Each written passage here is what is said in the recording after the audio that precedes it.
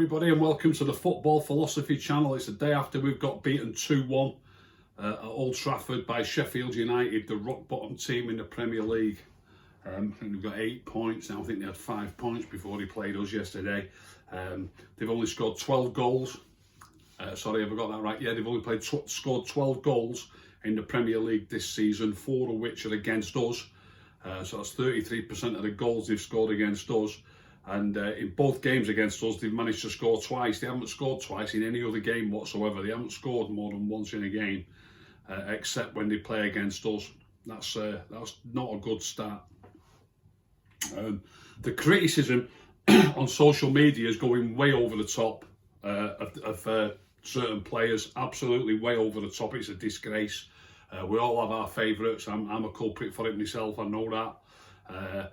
I do believe, I will, you know, I'll say it till the cows come home. I do believe that the players that I prefer, I believe are the better players. And, you know, I do look at the game, and I think everybody's guilty of this. You look at your player who you like and you want your player to do better, and maybe you don't quite see things quite as badly as others might see it when he makes a mistake. And you might see the mistakes that others make, and they might sort of shine like a beacon. But there's no need whatsoever to be going on social media absolutely slaughtering the players in terrible ways, which is going on at the minute. Both the players themselves, but also the people who are on the media, the punters on the media. If you don't like a certain player and you say it, some of the vile stuff that gets said against you is absolutely bang out of order. Just because you like another player, what gives you the right to say, you know, something about a certain person because he likes a different player? And I'd argue with anyone, and I'll put my point over properly and correctly without reducing myself to the sort of stuff that I see people reducing themselves to, mainly on Twitter, but I'm sure it's on all sorts of social media platforms. People seem to take great delight. If a player plays who you like, people seem to take great delight in him playing badly. I'm sure they're sitting there looking at it and actually hoping for him to do badly so they can have a go at you and say, there you go, look at that. Matic got a lot of stick. I don't think Matic, I swear, I mean this, I thought Matic was the pick of our players yesterday, in control of the ball all the time. Okay, held on to it a few times a bit too long, but so did Paul Pogba. I haven't yet had a chance. It's the afternoon now, the day after the game. Normally I've watched the game back by now. That's why I'm not doing. I wanted to put a show out this afternoon, and I haven't done I might just do a couple of player in focuses actually, instead of doing the ratings show. I might try and squeeze that in as well, but I'm definitely going to do a couple of player in focuses. Like when I put forward my point of view about a player who's maybe not playing so well, take Bruno for example. I've seen the stat today that's knocking about that he gave possession away 25 times. I've only seen that because it's been sent to me, and I think I've seen it on social media as well. I've not seen the other stats, so I can't comment. I did hear the stat that Matic had a 97%. Was it 97? It was certainly a very high pass completion rate in the first half. Somebody said that to me at half time. I don't know what it finished up with at the end of the game. And I know lots of people will jump on me and say, well, Matic plays simple ball sideways and backwards. And you know, Bruno's trying the difficult passes all the time. You know, that might well be the case. But maybe maybe he's trying too many difficult passes. Maybe he's trying too often to try to open the door. Maybe a few more passes around the middle of the field trying to open up a little gap. And it could be somebody else who sees that opening rather than, somebody having to try and make it all the time. And I think, I'm not saying last night necessarily, I do need to watch it again. I know over the years that I've seen him, I think Paul's a culprit for that as well. Sometimes trying to unlock a door that isn't really there to be, it's not unlockable, if you like. You need to be passing it more and waiting for the opportunity to be more patient. Patience is the word. And I've seen a couple of people even saying we should have been more direct. I mean, how direct do you want us to be? We've got 2 wingers who are actually number 9s. If anybody who saw the show, the live show before the game yesterday, we were speaking on the show about, obviously, when the lineup came out, about the fact that we were back to a starting lineup with Greenwood on one flank and Rashford on the other flank, like we had against Liverpool at the weekend. But we had Cavani at number 9 at the weekend, and we had Van der Beek at number 10. So it wasn't the exact same format, but it's the same format, but it wasn't the exact same players. And that's another one. I've often said, you know, Greenwood and Rashford on the flanks for us. They're not wingers. Naturally, they're both strikers. They're both getting shoehorned into the team, and I don't think any of them are quite good enough to be playing just yet. Maybe Greenwood will be one day. Maybe he will be as a centre forward. But at the moment, he can't get in a team at centre forward. He's not ahead of Cavani. He's not ahead of Martial. So they're shoehorning him into the team on the right wing. It's not his best position. It's not fair on the lad, and I think the lad's got a great future.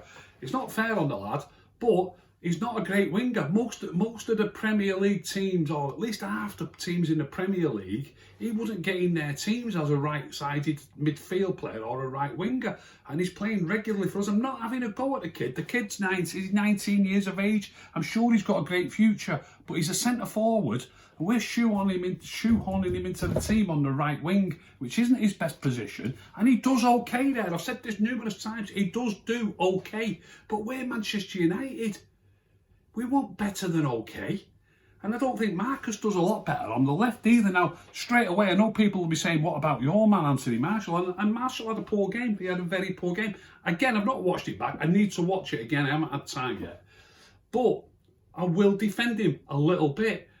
We're playing with one centre forward. They've got 3 centre backs, right? We've got 2 wide men, and we've got Bruno at number 10. Bruno is trying to unlock doors, but you also need your number 10 to be able to get in the box so that the wide men have got... Maybe they don't cross it so often because there's not enough players in there. I mean, I remember Bruno arriving there. He scored a header at Goodison Park, didn't he? You know, as they call it, arriving late. I call it arriving bang on time. But he scored a header at Goodison Park in the league, which was a great goal. So, you know, he can do it. He has got it in his locker. But, you know, he's trying to unlock doors from deeper positions. So then, obviously, once he gives it a winger, it's sometimes awkward. But, you know, he needs to be further up and getting into the box to join Anthony Martial. I'm trying not to have a witch hunt here against any given player. I'm not having... This isn't a slight against Bruno for being able to for doing that. But it's about the coaching, and it's about the format that the team play. You know, we are playing with 2 number 9s on the wing. They're both number 9s, really. But Rashford's on the left wing, and his favourite thing to do from the left wing is to cut in and have a shot with his right foot. Greenwood's favourite thing on the right wing is to cut in and have a shot with his left foot. There's no decent service into the box, and maybe, I've just said, as I was just touching on, maybe they don't cross it into the box because often there's only Anthony Martial in there. I noticed, I did a thread on Anthony Martial. I did the player in focus on him against Fulham. When he's playing on the left wing against Fulham, he comes into the box from the back. So when it's on the other side, he won 3 headers in their box, didn't he? One went just over the bar, one got deflected for the corner. So you do need your winger from the other side coming into the box and joining in and hopefully trying to get on the end of some crosses.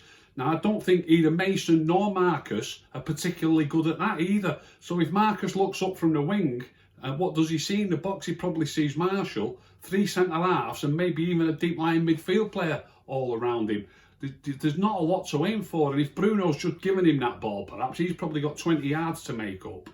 You know, when we're playing against a low-block team like that, it really is a bit of a mess. And all the players could do better, I do get that, but the difficulty is, I mean, look, I might be a culprit for it here, but I do believe in what I'm saying. I believe it wholeheartedly.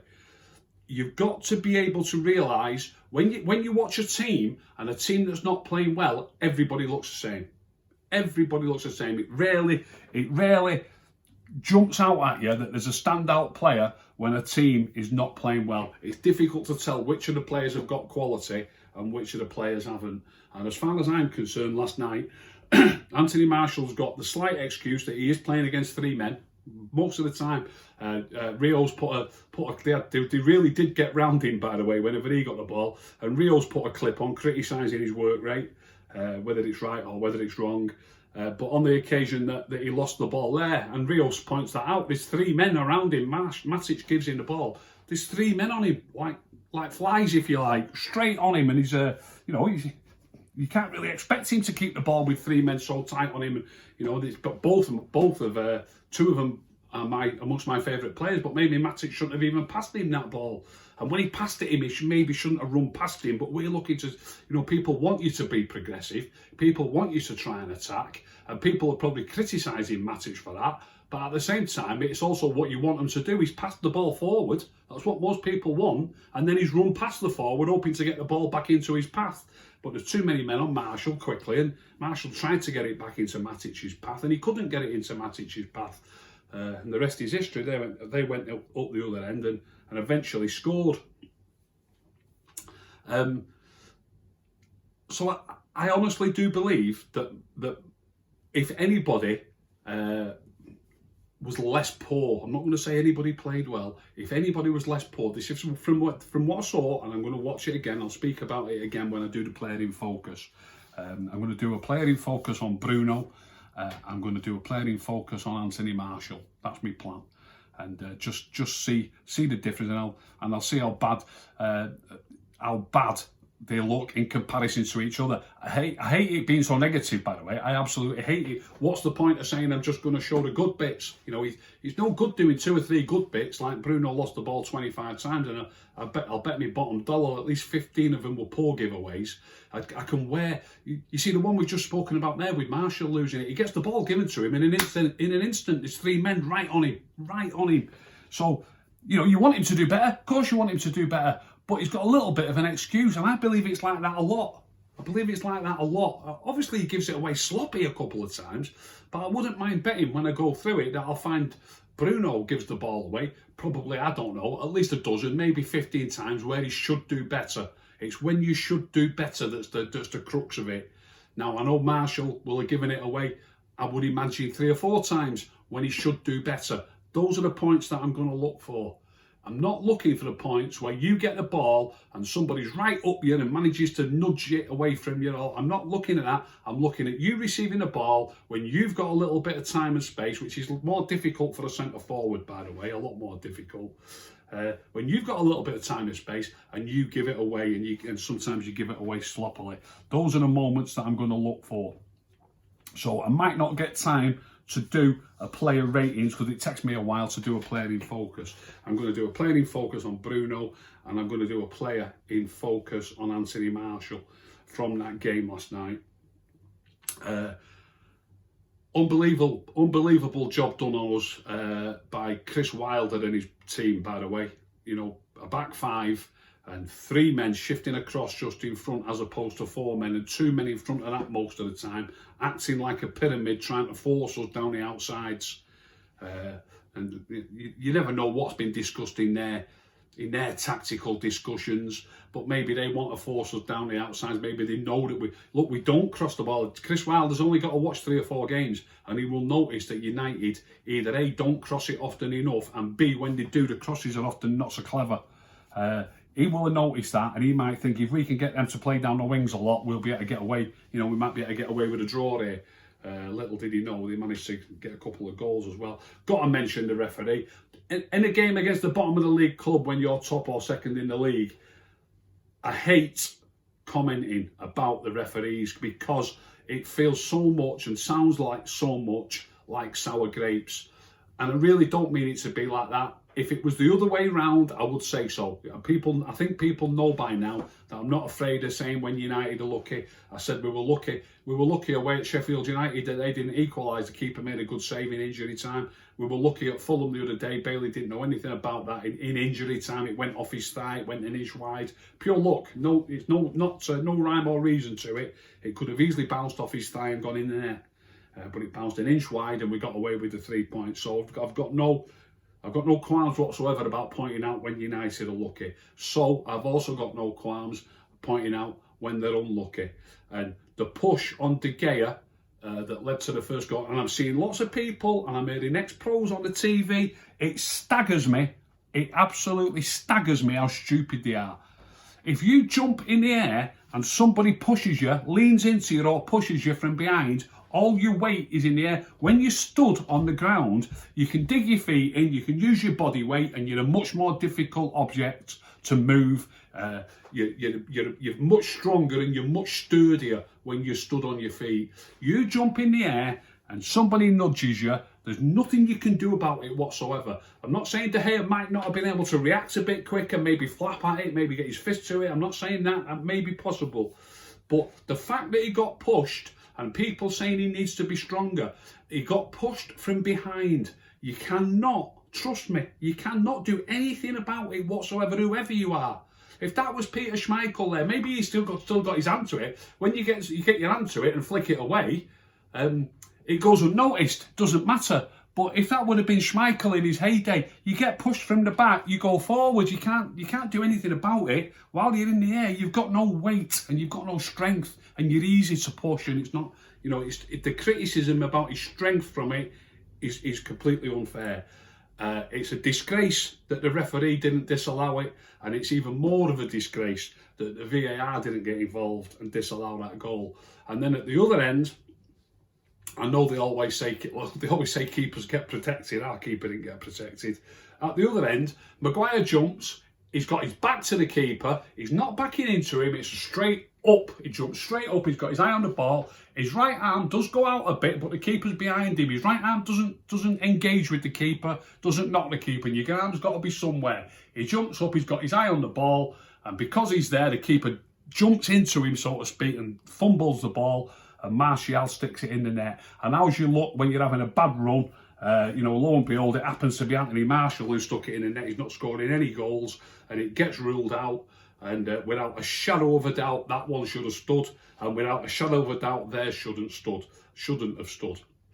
But that's no excuse for it isn't an excuse for not beating Sheffield United, but it's just how it goes sometimes. And if the referee would have got those decisions right, well, if he'd have got the first decision right, the game changes. The second one probably wouldn't have occurred. But if he gets that first decision right and they don't take the lead and they haven't got that to hang on to, I know we equalised, but it was in the second half when we equalised, and they're already thinking we're onto something here. That you get more determined, you get the adrenaline pumping through your veins. You really believe you can get something the longer that game goes on. So that goal gave them a right boost. And if the referee would have just got that call right, we might have won that game comfortably. We'll never know now. There's no truer saying in football than goals change games. City are top then, so we're a point behind City. We've got Arsenal at the weekend.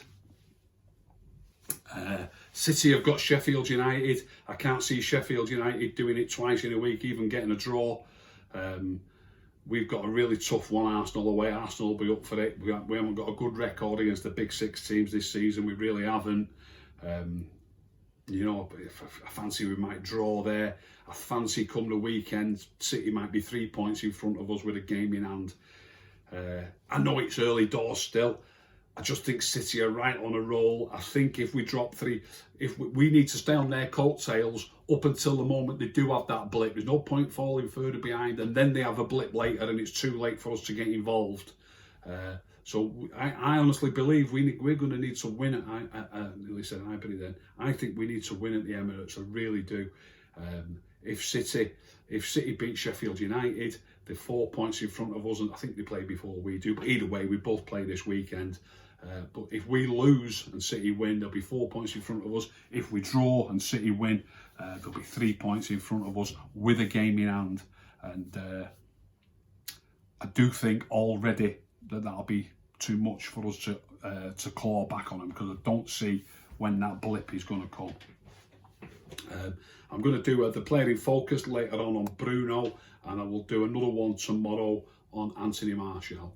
I hope you've enjoyed that little show. If you've enjoyed that little show, please tell all your friends. Please subscribe. If you didn't enjoy it, don't tell anybody. Keep stum.